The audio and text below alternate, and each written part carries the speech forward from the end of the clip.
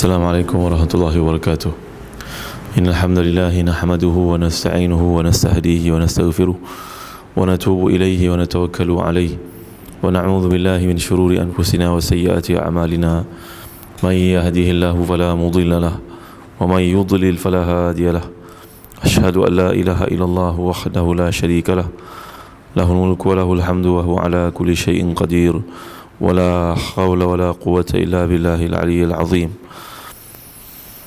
رب اشرح لي صدري ويسر لي أمري واحلل عقدة من لساني يفقهوا قولي. سبحانك لا علم لنا إلا ما علمتنا إنك أنت العليم الحكيم. اللهم صل وسلم وبارك على سيدنا محمد وعلى آل سيدنا محمد كما صليت وسلمت وباركت على سيدنا إبراهيم وعلى آل سيدنا إبراهيم في العالمين إنك حميد مجيد. أما بعد.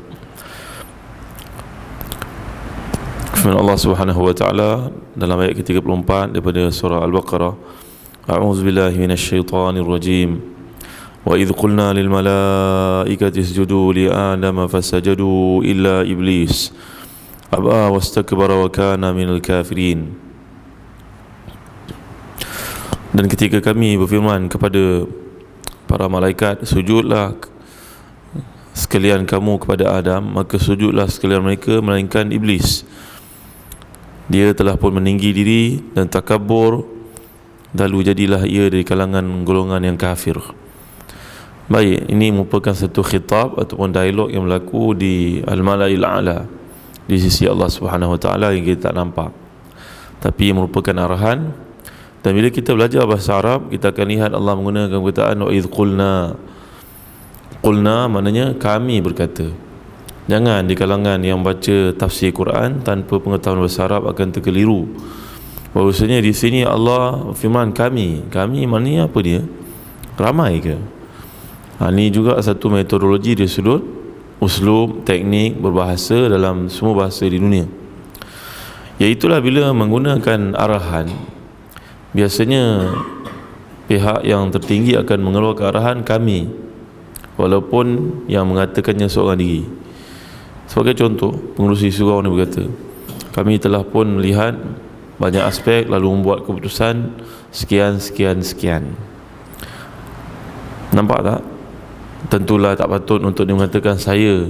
Nanti orang akan bertanya, saya ni kamu seorang ke yang buat keputusan? Jadi biasanya bila ia adalah arahan perintah daripada Allah SWT, menampakkan kepada azamah. Azamah makna keagungan Allah SWT. Jadi dia akan digunakan perkataan kami. Maka jangan kita keliru untuk mengatakan bahawa kami ini apakah Allah SWT ni berbilang-bilang. Tidak. Ini adalah satu arahan daripada Allah SWT, maka ia menampakkan kepada keagungan, menampakkan kepada satu arahan yang wajib dipatuhi, bahawa ia menampakkan kehebatan Allah Subhanahu wa taala dalam pentadbiran. Dan ini adalah satu gaya bahasa yang memang terdapat dalam semua bahasa di dunia sebenarnya. Tapi kalau Allah SWT telah pun berfirman kepada Nabi Musa sebagai contohnya, Inni anallah fakhla'na alaik innaka bilwadil muqaddasi tuwa, sebagai contohnya.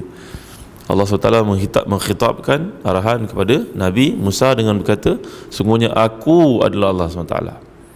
Maka bila ia adalah arahan untuk mentauhidkan Allah, maka ia akan menjadi bersatu.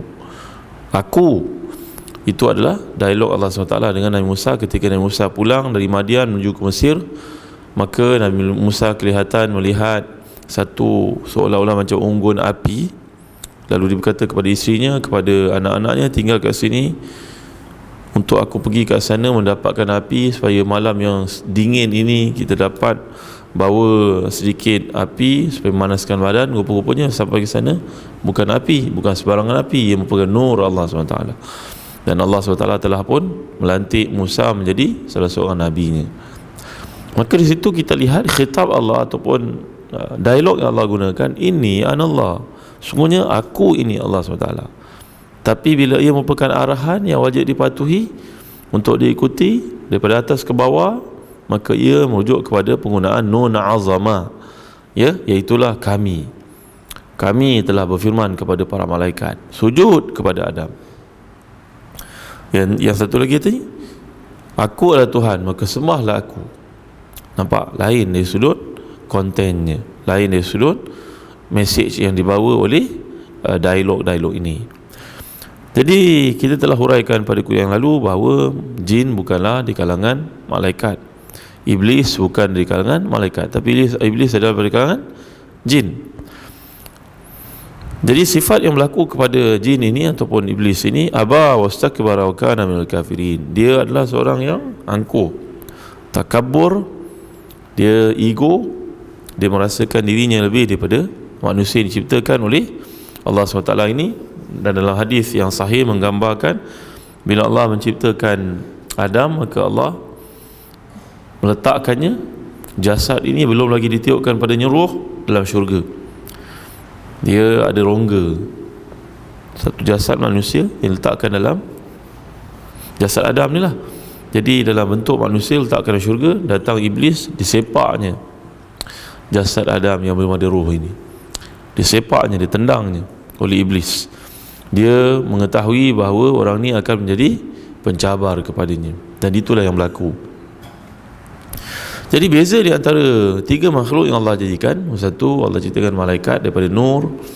Nombor dua, Allah jadikan syaitan, jin, iblis daripada api, daripada lidah api. Dan kemudian Allah ciptakan manusia dari tanah. Ya, maka syaitan ataupun iblis ini melihat unsur api lebih dari tanah. Tanah kat bawah, api dia tinggi di atas. Maka itu ikut logik akalnya. Padahal para ulama tafsir membincangkan, Al-Imam Al-Fakhrazi sebagai contohnya, terdapat banyak perbezaan di antara tanah dengan api. Tanah sifatnya sejuk, api sifatnya panas. Tanah sifatnya di bawah, tawaduk, ia dimiliki sifat rendah diri. Tapi api sifatnya angkuh, kasar, dan merasakan dirinya lebih daripada orang. Ya, jadi Allah menciptakan tanah ini dengan tangannya, maka jadilah dia manusia. Dan kemudian diisikan kepadanya roh, ditiupkan padanya roh, dan kemudian disuruhnya para malaikat termasuk dengan jin yang ada dalam syurga, iblis ini, untuk sujud kepada Nabi Adam AS. Tapi syaitan ataupun iblis ini memilih jalan keingkaran kerana dimasakan dirinya lebih daripada Adam, maka tidak layak baginya untuk sujud kepada yang rendah daripadanya. Asjudu liman khalaqa tina, dalam surah Al-Isra. Adakah kau suruh aku sujud kepada satu makhluk yang kau ciptakan dari tanah?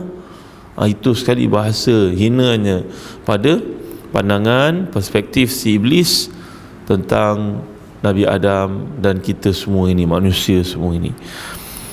Dengan sebab itu para ulama telah pun meletakkan bahawa dosa yang pertama dilakukan oleh makhluk kepada khaliqnya, makhluk kepada penciptanya, adalah takabur. Takabur ni tuan-tuan, takabur ni datang perkataan kibir, kabir, Allahu Akbar, Allah Maha Besar. Salah satu perkataan yang digunakan kibir, takabur.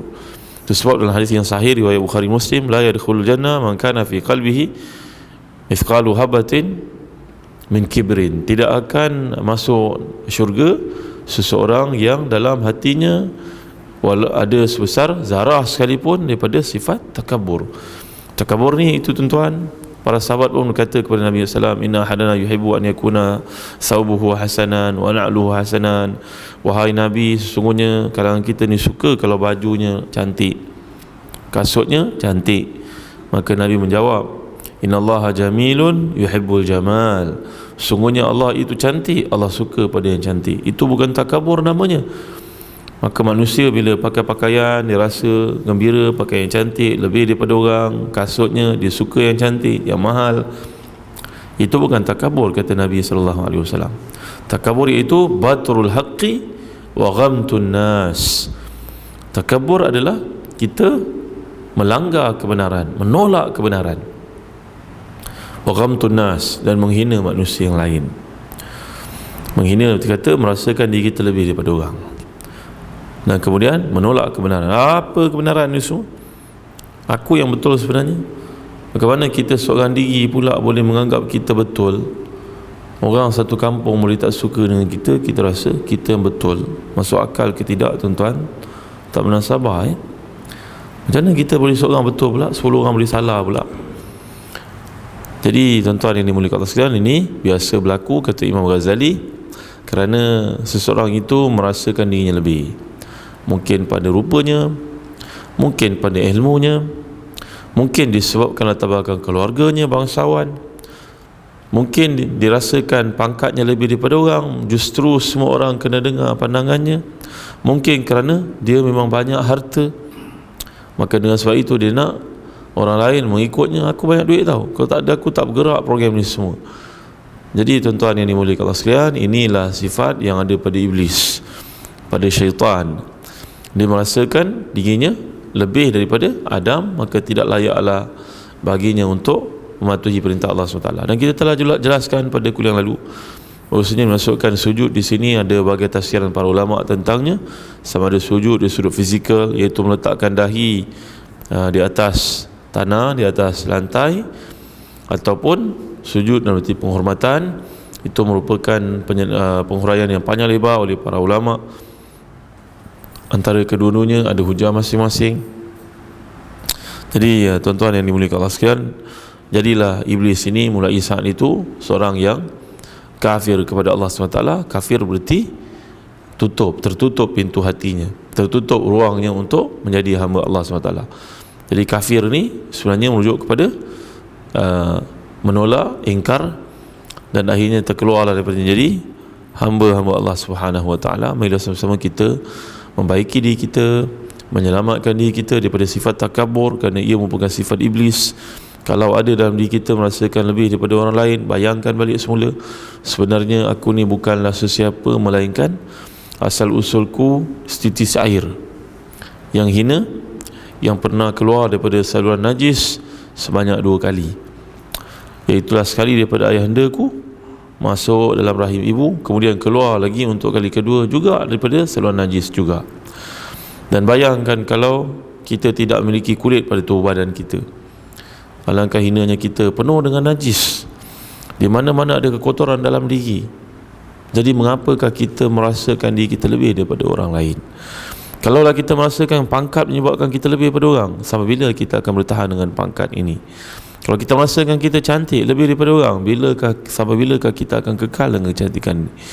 Kalau kita merasakan diri kita seorang yang berharta, tahu tak kita kalangan manusia yang kaya raya tiba-tiba dalam semalaman dia jatuh bankrupt. Janganlah kita beranggapan kita lebih daripada orang lain, kerana semua itu anugerah daripada Allah yang akan diambil olehnya pada bila-bila masa yang dikehendaki. Dan telah berlaku banyak keliling kita, maka amatlah tidak wajar kita memakai pakaian kibria. Kibria ni maknanya memakai pakaian takabur. Yang layak untuk takabur ni, membesarkan dirinya hanya Allah SWT sahaja, kerana Allah adalah khaliq, tapi kita ni makhluk, kita sama dengan orang lain. Dan lihatlah kalangan keliling kita orang yang mati, itulah akhir setiap manusia, maka mengapakah kita merasakan diri kita masih lebih daripada orang lain? Jadi ini antara rawatan-rawatan yang boleh kita lakukan ke arah menghindari sifat takabur dalam diri. Antara doa yang diajar kepada kita, Allahumma ja'alni fi aini saghira wa fi a'yunin nasi kabira. Ya Allah, ajarlah aku, bimbinglah aku supaya sentiasa merasakan diriku kecil pada mataku sendiri, tapi besar pada pandangan orang. Jangan sebaliknya, ya Allah jadikan aku besar pada pandangan aku sendiri, padahal orang lain pandang kita macam lalatnya, macam zarah saja.